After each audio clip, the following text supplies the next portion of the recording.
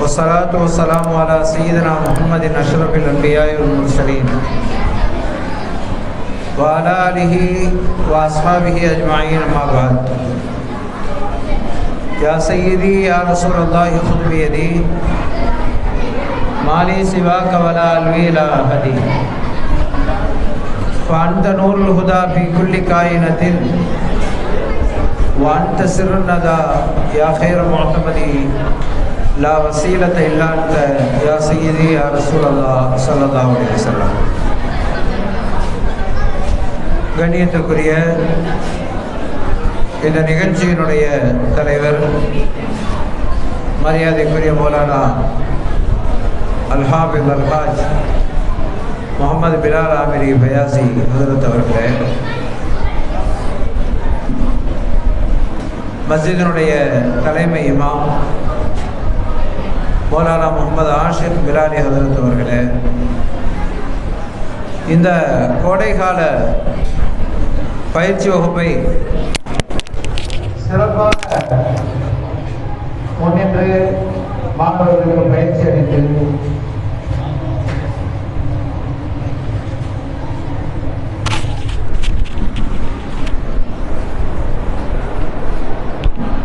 சிறப்பாக ஏற்பாடு செய்த மாணவர்களுக்கு அற்புதமாக பயிற்சிகளை வழங்கிய மௌலானா சூஃபி அலி ஹுசைன் மஹதரி ஹஜ்ரத் அவர்களே, மௌலானா வசீம் பிலாலி ஹஜ்ரத் அவர்களே, மௌலானா அர்ஷத் அஷ்ரஃபி ஹஜ்ரத் அவர்களே மற்றும் இந்த மஸ்ஜிதினுடைய நிர்வாக பெருமக்களே, இங்கே வருகை தந்திருக்கக்கூடிய அருமை பெரியோர்களே, சகோதரர்களே, அன்பு மாணவ மணிகளே,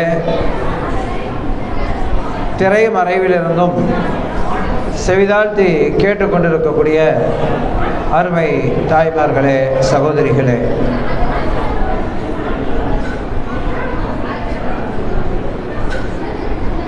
இங்கே கோடைகால பயிற்சி வகுப்பு நடத்தப்பட்டு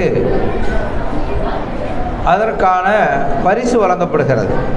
அதாவது பயிற்சி வகுப்பு இதோடு முடிந்தது என்ற அர்த்தம். பயிற்சி வகுப்பு முடிந்தது என்ற அர்த்தம். காரணம், இனி பள்ளிக்கூடங்கள் தொடங்கிவிடும். பள்ளிக்கூடங்கள் தொடங்கிவிட்டால் இனி மாணவர்கள் மார்க்க பாடங்களை படிப்பதற்கான நேரங்கள் கிடைக்காமல் போய்விடும். அந்த அளவிற்கு நம்முடைய சமுதாயத்தினுடைய மாணவர்களின் நிலைகள் அந்த அளவுக்கு மாறிக்கொண்டிருக்கிறது. அதனால நம்முடைய பெரியோர்களுக்கு சமூகத்தினுடைய தனவந்தர்கள், செல்வந்தர்கள், சமுதாய பிரமுகர்கள், பள்ளிவாசல்களுடைய நிர்வாகிகள், இவர்களுக்கெல்லாம் நான் ஒரு கோரிக்கை இந்த நிகழ்ச்சியின் சார்பாக, இந்த நிகழ்ச்சியின் வழியாக ஒரு கோரிக்கை வைக்கிறேன். பள்ளிவாசல்கள் தோறும் பள்ளிக்கூடங்களை ஏற்பாடு செய்யுங்கள். பள்ளிவாசல்கள் தோறும் பள்ளிக்கூடங்களை ஏற்பாடு செய்யுங்கள். மாணவர்களுக்கு குர்ஆனோடு சேர்ந்து பள்ளிக்கூட படிப்பை பயிற்றுவிக்கிற அந்த முறை அமுல்படுத்தப்பட வேண்டும். ஆரம்பத்தில் முதலில் ஒரு 5 வகுப்பு வரையில், அதற்கு பிறகு 10ஆம் வகுப்பு வரையில், அடுத்து ஒரு 12ஆம் வகுப்பு வரையில், இப்படியாக மாணவர்களுக்கு மார்க்க கல்வியோடு சேர்ந்து பள்ளிக்கூட படிப்பு கொடுக்கப்பட வேண்டும். ஓரியண்டல் முறை இருக்கிறது இன்றைக்கு உலகத்தில் ரொம்ப குறுகி வரக்கூடிய இந்த காலத்தில் அங்கொன்றும் இங்கொன்றுமாக இருக்கிறது. அதனால் நம்முடைய இந்த நிகழ்ச்சி ஒரு சிறிய கூட்டமாக இருந்தாலும் கூட இணையதளத்தின் வழியாக உலகெல்லாம் இந்த செய்தி போய் சேரும் என்கிற எண்ணத்தில் நான் கோரிக்கை வைக்கிறேன். நம்முடைய சமுதாய பிரமுகர்கள், பெரியோர்கள் அதை பரிசீலிக்குமாறு வேண்டிக் கொள்கிறேன். அரபி மதரசாக்கள் ஆங்காங்கே தோற்றுவிப்பதை விட, அரபி மதரசாக்கள் ஆங்காங்கே புதிதாக தோற்றுவிப்பதை விட இருக்கிற மதரசாக்கள் போதும். அந்த மதரசாக்களுக்கு மாணவர்கள் போய் சேரட்டும். இருக்கிற மதரசாக்கள்லேயே மாணவர்கள் போதுமான அளவுக்கு இல்லை. சில மதரசாக்களுக்கு நிறைய சொத்துக்கள் இருக்கின்றன, ஆனாலும் கூட மாணவர்கள் இல்லை. இன்னும் சில மதரசாக்கள் வசூல் பண்ணி மதரசாவை நடத்துகிறார்கள்.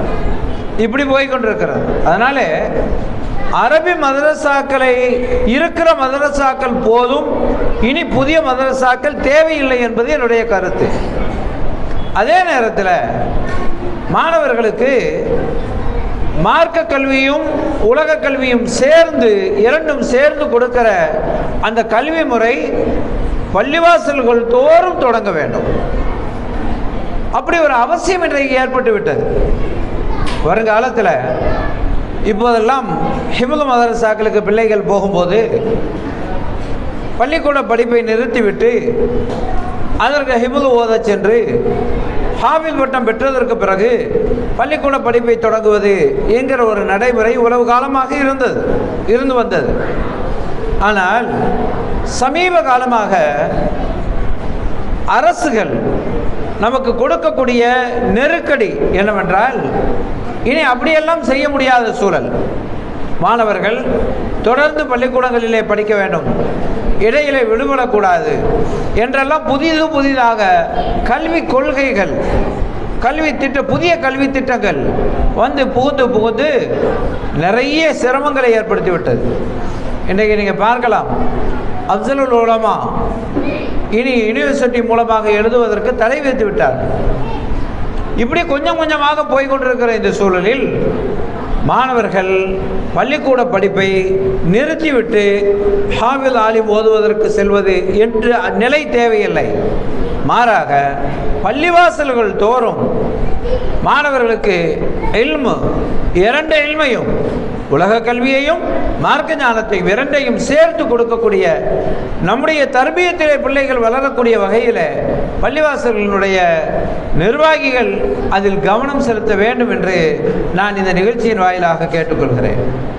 எதற்காக சொல்கிறேன் என்றால், இந்த கோடைகால பயிற்சி முடிந்து விட்டது, இனி அடுத்த வருடம்தான் இந்த பிள்ளைகளை பார்க்க முடியும். நம்முடைய நிர்வாகி அவர்கள் சொல்லும்போது சொன்னார்கள், இந்த மொஹல்லால 1000க்கும் அதிகமான மாணவர்கள் இருக்கிறார்கள், ஆனால் கோடைகால பயிற்சிக்கு ஒரு 77 மாணவர்கள் தான் வந்திருக்கிறார்கள் என்று குறைவிட்டு கொண்டார்கள். நான் என்ன சொல்ல வருகிறேன் என்றால், அந்த 1000 மாணவர்களும் பள்ளிவாசலோடு வருடம் முழுவதும் தொடர்பாக இருக்கிற வகையில் ஒரு ஏற்பாடை செய்யுங்கள்.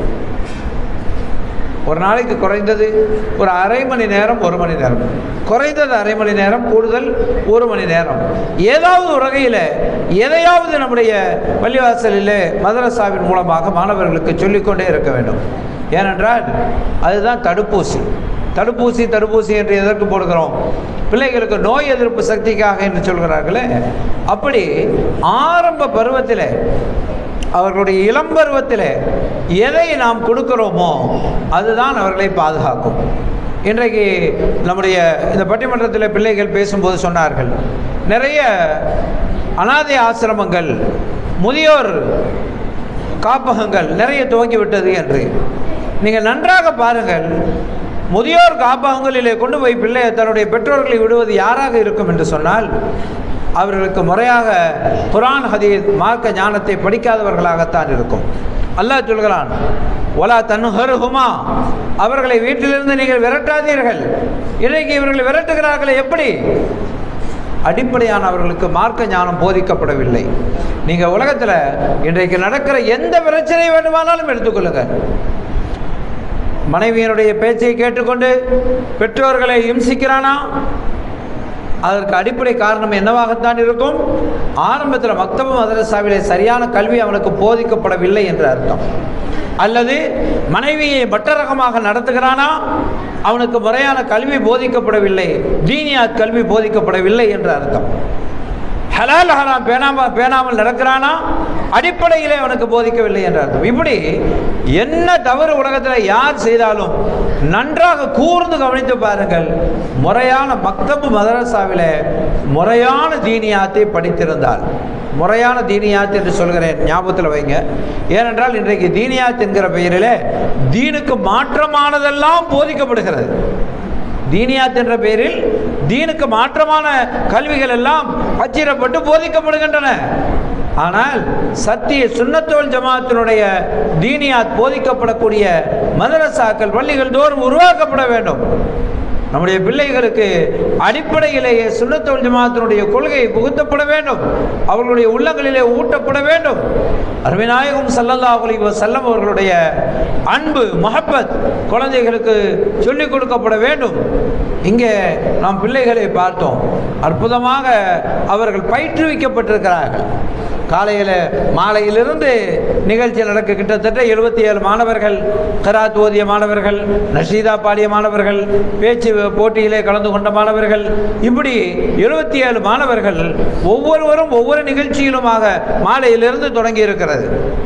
நான் வந்ததற்கு பிறகு கூட பிள்ளைகள் கிராத் ஓதிய அழகையும், அதே போல பிள்ளைகள் பேசிய அழகையும், பட்டிமன்றத்திலே அவர்கள் தங்களுடைய கருத்துக்களை எடுத்து வைத்த விதத்தையும், அதைவிட மேலாக அவர்கள் தன் கருத்தை சொல்வதற்கு முன்னால் இந்த மேடையில் நிற்கும் போது அவர்கள் மைக்கு இதை எப்படி கையாளுகிறார்கள் என்பதை பார்க்கும்போது எனக்கு ஒன்று புரிந்தது, சரியாக பயிற்றுவித்திருக்கிறார்கள். புதிதாக மேடைக்கு முன்னாலே வந்தால், மைக்குக்கு முன்னாலே வந்தால் கைகால் உதறுமே, அப்படியெல்லாம் இல்லை. ரொம்ப தெளிவாக நின்று ரொம்ப ஹாயா, ரொம்ப இலகுவாக தன்னுடைய கருத்தை எடுத்து வைக்கிறார்கள். அந்த அளவிற்கு பயிற்றுவித்திருக்கிறார்கள். அதனால அப்படி பயிற்றுவிக்கக்கூடிய அளவிற்கு தகுதி படைத்த ஆசிரியர்கள் இருக்கிறார்கள். அப்படிப்பட்ட மதரசாவை நடத்துவதற்கு தகுதி வாய்ந்த நிர்வாகிகள் இருக்கிறார்கள். அப்படி இருக்கும்போது ஒரு நல்ல வாய்ப்பு இந்த மஹல்லாவிலே அமைந்திருக்கிறது என்கிற போது 77 மாணவர்கள் அல்ல, இன்னும் அதிகமான மாணவர்கள் இந்த மதரசாவோடு ஒரு தொடர்பாக இருக்க வேண்டும். அப்படி நம்முடைய நிர்வாகிகளிடத்திலே கேட்டுக்கொள்கிறேன், வீடுகள் தோறும் நீங்கள் அதற்கான அட்டவணையை தயார் செய்யுங்கள். வீடுகளிலே எத்தனை மாணவர்கள் இருக்கிறார்கள், பயிலும் பருவத்தில் எத்தனை மாணவர்கள் இருக்கிறார்கள், அவர்களில் எத்தனை பேர் வருகிறார்கள், ஏன் பலர் வருவதில்லை என்பதை கண்டறியுங்கள். அதே போல பள்ளிக்கூடங்களாக இருந்தாலும் சரி, 10ஆம் வகுப்பு படித்துவிட்டு சில மாணவர்கள் ஏதாவது கடைகளுக்கு போய் விடுகிறார்கள். அப்படிப்பட்ட மாணவர்களை கண்டறியுங்கள். ஏன் அவர்கள் அப்படி போகிறார்கள்? போதுமான பொருளாதாரம் இல்லாததாலே கூடுதல் படிக்க முடியாமல் போய்விடுகிறதா, அல்லது 12ஆம் வகுப்பு படித்துவிட்டு கல்லூரிகளுக்கு போகாமல் ஏன் படிப்பை நிறுத்துகிறார்கள்? கண்டுபிடியுங்கள். அவர்களை எல்லாம் கண்டுபிடித்து அவர்களுக்கான காரணங்களை கண்டறிந்து முறையாக அவர்கள் கல்விகளை கற்க வேண்டும், கல்லூரிகளுக்கு செல்ல வேண்டும், நல்ல உயர்கல்விகளை பெற வேண்டும், தொழில்துறை கல்விகளை படிக்க வேண்டும், கல்வி பெற்றவர்கள் வேலை வாய்ப்புகளுக்கு செல்ல வேண்டும். அப்படி அதையெல்லாம் சிந்திக்கிற மஹல்லாவினுடைய ஏற்றத்தாழ்வுகள் இவற்றையெல்லாம் சிந்திக்கக்கூடியதுதான் நிர்வாகமாக இருக்க முடியும். அதனால அப்படிப்பட்ட நிர்வாகமும் தயாராக இருக்க வேண்டும், அதற்கு பெற்றோர்களும் தயாராக இருக்க வேண்டும்.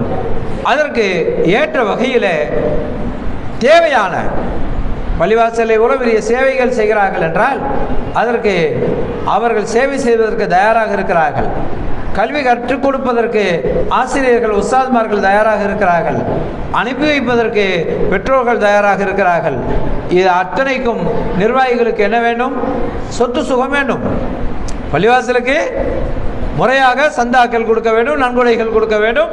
இவையெல்லாம் வந்து சேர்ந்தால் தானே இதையெல்லாம் சிறப்பாக நடத்த முடியும், இல்லையா? நீங்கள் எந்த நீ நீங்கள் சொந்த பந்தம், நீங்கள் சொத்து சுகம். அதனால் இன்றைக்கு 77 மாணவர்களுக்கு நிறைய அவர்கள் கொடுத்த சில மாணவர்கள் கையில் 2-3 பரிசுகளை பெற்றுக்கொண்டு போகிறார்கள். எப்படி கொடுக்க முடியும்? இதையெல்லாம் முறையான பொருளாதார பலம் இருந்தால் தானே. அதனால் சொத்து சுகம் அவசியம், சொத்து சுகம் அவசியம். ஆனால் அந்த சொத்து சுகம் முதல் சொத்து எது தெரியுமா? முதல் சொத்து சொந்த பந்தம் தான். முதல் சொத்து சொந்த பந்தம் தான் முதல் சொத்து. தாய் தந்தையர்கள் தான் முதல் சொத்து. அடுத்து மனைவி மக்கள் தான் அடுத்த சொத்து. இப்படி சொந்த பந்தங்கள் என்கிற அந்த உறவு தான், சொந்த பந்தம் என்கிற உறவு தான் சொத்துக்கள் என்கிற வரவுக்கு மூல ஆதாரம். அதனாலே பணம் வேண்டும், காசு வேண்டும், சம்பாதிக்க வேண்டும். அதே நேரத்தில் ஒரு கல்வி அறிவில்லாத ஒருவன், ஒரு முட்டாள், அவனுக்கு பணம் கிடைத்தால் என்ன செய்வான்? அவன் யார்? பணக்கார முட்டாள். அதாவது ஒரு ஏழையாக இருக்கிறான், முட்டாளாக இருக்கிறான், ஏழையாக இருக்கிறான், முட்டாளாக இருக்கிறான். அவனுக்கு சொத்து சுகம் வந்து விட்டது. சொத்து சுகம் வந்தால் மட்டும் அறிவாளியாகி விடுவானா? பணக்கார முட்டாளாக இருப்பான். இதுதான் இயல்பு. அதனால பணம் என்பது தேவைதான், தேவையில்லை என்றெல்லாம் நாம் சொல்வதற்கில்லை. கட்டாயம் தேவை, உழைக்க வேண்டும், சம்பாதிக்க வேண்டும். அல்லாஹ்வே சொல்கிறானே, ஜும்மா தொழுகைக்கு நீங்கள் வாருங்கள், அப்படி வந்தால் தொழுகை முடிந்தால் உடனே திரும்ப செல்லுங்கள். ஃபஸ்அவு இலா திக்ரில்லாஹி வதருல் பை, உங்களுடைய வியாபாரங்களை விட்டுவிட்டு நீங்கள் வாருங்கள். வந்து தொழுகை ஜும்மா தொழுகை முடித்தால் ஃபைதா குதியத்தி ஸலாத் ஃபன்தஷிரு ஃபில் அர்த், பூமியிலே நீங்கள் விரைவி செல்லுங்கள், சென்று சொத்து சுகங்களை தேடுங்கள், வியாபாரம் செய்யுங்கள், அல்லாஹ் சொல்கிறான். எனவே நம்முடைய சமுதாயம் வீழ்ந்து விடக்கூடாது. கல்வியிலே உயர்ந்த நிலையிலே இருக்க வேண்டும், சொத்து சுகங்களிலே உயர்ந்த நிலையிலே இருக்க வேண்டும். ஆனால் அந்த சொத்து சுகங்கள் நம்முடைய சட்டை பையிலே இருக்கலாமே தவிர நம்முடைய உள்ளங்களை போய் தொடக்கூடாது. உள்ளங்களிலே சொந்தங்கள் இருக்க வேண்டும், சொந்த பந்தங்கள் இருக்க வேண்டும். அதுதான் நம்முடைய உறவுகளை தீர்மானிக்கக்கூடியதாக இருக்கும். அந்த வகையில் நாம் சொந்த பந்தங்களை நேசிக்க கற்றுக்கொள்ள வேண்டும். அதன் மூலம்தான் ஒரு நல்ல மனைவியாக இருந்தால், நல்ல கணவனாக இருந்தால், நல்ல தந்தையாக இருந்தால், நல்ல பிள்ளையாக இருந்தால், நல்ல உறவினராக இருந்தால் அதுதான் குடும்பத்தின் மகிழ்ச்சி. வாழ்க்கைக்கு சொத்து சுகம் தேவை, வாழ்க்கைக்கு சொத்து சுகம் தேவை. தலைப்பு குடும்பத்தின் மகிழ்ச்சிக்கு என்று கேட்டிருக்கிறார்கள். மகிழ்ச்சி என்பது சொத்து சுகத்தை வைத்து வருவதல்ல, சொந்த பந்தங்களை வைத்து வருவது. வாழ்க்கைக்கு வேண்டுமானால் சொத்து சுகங்கள் தேவையாக இருக்கலாம். மகிழ்ச்சி என்று வரும்போது கணவன் எவ்வளவுதான் கஷ்டத்திலே இருந்தாலும், உழைக்க முடியாமல் இருந்தாலும், சிரமத்திலே இருந்தாலும், அன்பு தாய்மார்கள் கணவனை அரவணைத்துக் கொண்டு அவருடைய வருமானத்திற்கு ஏற்ப மகிழ்ச்சியோடு குடும்பத்தை நடத்துகிற எத்தனை குடும்பங்களை பார்க்கிறோம் இல்லையா? அதனால சொத்து சுகங்கள் என்பது நம்முடைய மகிழ்ச்சியை தீர்மானிக்கிற ஒன்றல்ல, மாறாக அது வாழ்க்கையை தீர்மானிக்கிற ஒன்று. அது அவசியம். நான் சொத்து சுகம் தேவையில்லை என்று சொல்லிவிட்டு போய்விடவில்லை. அது நம் வாழ்க்கைக்கு ஒரு வழித்துணையாக இருக்கவே தவிர அதுவே வாழ்க்கை அல்ல, அதுவே வாழ்க்கை அல்ல. எனவே அல்லாஹ் சொத்து சுகங்களோடு நம்மை வாழச் செய்வானாக. அவ்வளவு சொத்து சுகம் இருந்தாலும் சொந்த பந்தங்களோடு வாழும்போதுதான் அந்த சொத்து சுகமும் கூட நமக்கு மகிழ்ச்சியை தரும். சொத்து சுகம் இருந்தாலும் சொந்த பந்தங்களோடு சேர்ந்து இருக்கும் போதுதான் அது நமக்கு மகிழ்ச்சியை தரும் என்று இந்த நல்ல சந்தர்ப்பத்தில் உங்களுக்கு மத்தியில் என்னுடைய கருத்தை பதிவு செய்து அற்புதமான இந்த நிகழ்ச்சியில் அன்பு பிள்ளைகள் உங்களோடு கலந்து கொள்ளக்கூடிய ஒரு வாய்ப்பினை எனக்கு ஏற்படுத்தி தந்த பள்ளிவாசலுடைய நிர்வாகிகள், இமாம்கள், உஸ்தாத்மார்களுக்கு நன்றியை தெரிவித்துக் கொண்டு, இந்த பிள்ளைகளுக்கு அற்புதமாக பாடங்களை பயிற்றுவித்திருக்கக்கூடிய உஸ்தாத்மார்களுக்கு என்னுடைய நன்றியை தெரிவித்துக் கொண்டு, அன்பு பிள்ளைகள் உங்களுக்கும் என்னுடைய துஆவினை தெரிவித்துக் கொள்கிறேன். அல்லாஹு தஆலா சிறந்த கல்வி பெற்ற, குணமொழுக்கங்கள் பெற்ற பிள்ளைகளாக அல்லாஹ் ஆக்கி வைப்பானாக. உங்களுடைய எதிர்காலங்களை அல்லாஹ் ஒளிமயமாக ஆக்கி வைப்பானாக. அப்படிப்பட்ட பிள்ளைகளை கொண்டு பெற்றோர்களுக்கு கண்குளிர்ச்சியை வழங்கிடுவானாக என வேண்டி இந்த நிகழ்ச்சிக்கு வருகை தந்திருக்கக்கூடிய அருமையாய் பெரியோர்கள், அன்பு சகோதரர்கள், கண்ணியத்திற்குரிய பெரியோர்கள், உங்களுடைய துஆவையும் நான் ஆதரவு வைத்து ஆசித்து நிறைவு செய்கிறேன். வாஹிர் தஅவானா அல்ஹம்துலில்லாஹி ரப்பில் ஆலமீன். வஸ்ஸலாமு அலைக்கும் வரஹ்மத்துல்லாஹி வபரகாத்துஹு.